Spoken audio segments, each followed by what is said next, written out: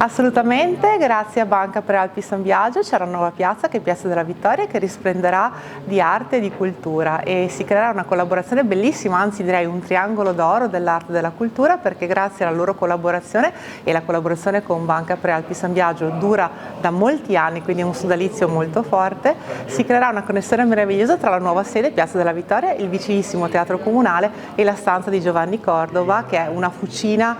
per i giovani artisti legati a questa magnifica arte del teatro. Quindi tantissime novità in arrivo e un nuovo punto di riferimento per tutti i trevigiani in Piazza della Vittoria. Questo nostro sodalizio Banca Prealpi San Biagio e Comune di Treviso ormai va avanti da un paio d'anni, e sempre di più il nostro marchio, la nostra banca si sta accingendo ad essere una banca di interesse locale, di interesse ovviamente del trevigiano, e di questo momento c'è il natalizio. Abbiamo creato un po' anche noi un nostro evento, era giusto personalizzarlo, era giusto condividerlo e renderlo gratuito a tutti, quello di partire da Piazza Vittoria, dove nel metà del prossimo anno apriremo la nostra nuova sede della Banca Prealpi San Biagio, e ci recheremo tutti a teatro a giocare un po' col Natale, nel senso che invece di mettere il Natale sotto il piano solo esclusivamente di un momento per i bambini, serioso e via dicendo, l'abbiamo messo un po' ironico, abbiamo deciso di fare un cabaret di questo Natale, quindi raccontare qualche storia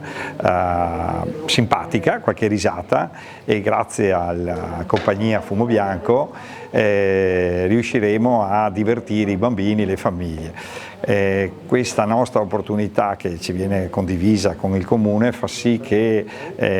anche per il 2022 ci sia un programma tutto nostro dove poter contribuire nei musei, nello sport, nelle attività sociali, quello che la nostra banca fa da anni, quindi condividere nella comunità la cooperazione e la capacità di essere vicini a tutte quelle attività che hanno bisogno di creare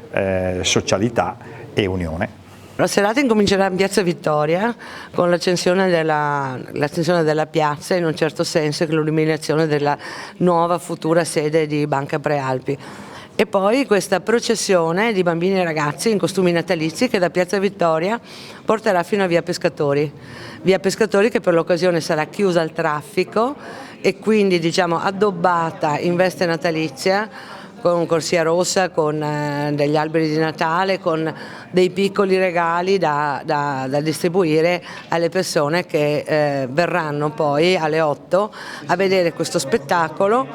che si chiama Natale Cabaret al Teatro La Stanza, in scena compagnia Fumo Bianco, e sarà un racconto di tutto quello che non ci si aspetta di sentir dire sul Natale, quindi uno spettacolo brillante con musica, con